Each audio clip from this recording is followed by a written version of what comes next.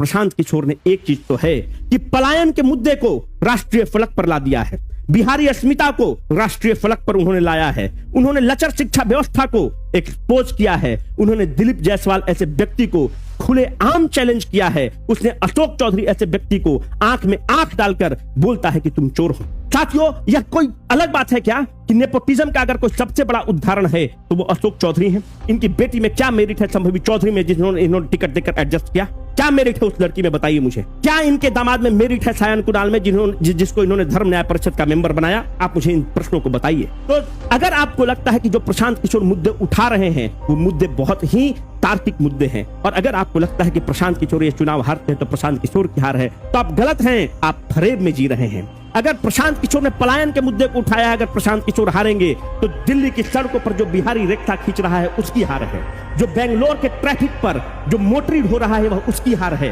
जिस बिहारी को बंबई में बिहारी कहकर थप्पड़ मारा जाता है वह उसकी हार है, प्रशांत किशोर की हार नहीं है। अरे प्रशांत किशोर तो 1000 करोड़ रुपया यूं कमा सकता है और यूं निकल सकता है। प्रशांत किशोर जो कैंडिडेट दिया है, जो प्रोफेसर केसी सिन्हा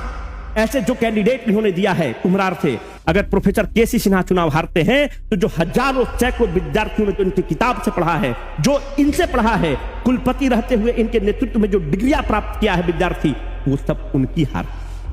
यह प्रशांत किशोर की हार नहीं है। मुद्दे हमारे यही होने चाहिए कि मुद्दा हमारा बेरोजगारी होना चाहिए, मुद्दा हमारा लचर शिक्षा व्यवस्था होना चाहिए, जर्जर अस्पताल, डीएमसीएच की अस्पताल अच्छी है कि नहीं ये होना चाहिए, आपके जिला अस्पताल में आईसीयू और वेंटिलेटर की फैसिलिटी है कि नहीं इस पर होना चाहिए। आप भाजपा, कांग्रेस, जदयू, जनसुराज करते निकल जाएंगे, पर जब अपने बाप को स्ट्रेचर पर ढोते ढोते फर्स्ट फ्लोर से सेकंड फ्लोर और सेकंड फ्लोर से थर्ड फ्लोर और एमआरआई वाले बिल्डिंग में जब आपको घुसाएगा तो उस समय आपको पता चलेगा कि देश में और बिहार में कुछ नहीं चाहिए, मात्र हमें दो चीज चाहिए, एक अच्छा स्वास्थ्य व्यवस्था चाहिए, एक अच्छा हेल्थ सिस्टम चाहिए और एक अच्छा हमें एजुकेशन सिस्टम चाहिए। उसके बाद बिहारी कैपेबल है कि वो सब काम को कर सकते। तो हमें ये नहीं सोचना चाहिए कि कौन व्यक्ति जीत रहा है, कौन व्यक्ति हार रहा है। प्रशांत किशोर का हार ऐसे ऐसे जो लोग हैं, जो ताकतवर लोग हैं, जो हनक से बिहार में चलते हैं, ऐसे लोग हैं जिनको लगता है कि हम पे कोई प्रश्न नहीं उठा सकता है, उन लोगों की जीत होगी। प्रशांत किशोर का क्या है, 1000 करोड़ रुपया का ऐसे भी ये गाइडेंस देते हैं, ऐसे भी सलाहकार हैं, स्ट्रेटेजिस्ट है, ये काम करेंगे और खूब आराम से जीत सकेंगे।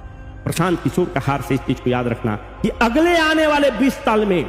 कोई भी व्यक्ति अगर इन सरकार और इन ताकतवर लोगों के खिलाफ आवाज उठाएगा तो लोग उसका इसी तरह से मजाक करके बैठा देंगे, मजाक उड़ाकर बैठा देंगे कि तुमसे पहले 20 साल पहले प्रशांत किशोर एक डॉक्टर का लड़का था जो इन लोगों से टकराने की हिम्मत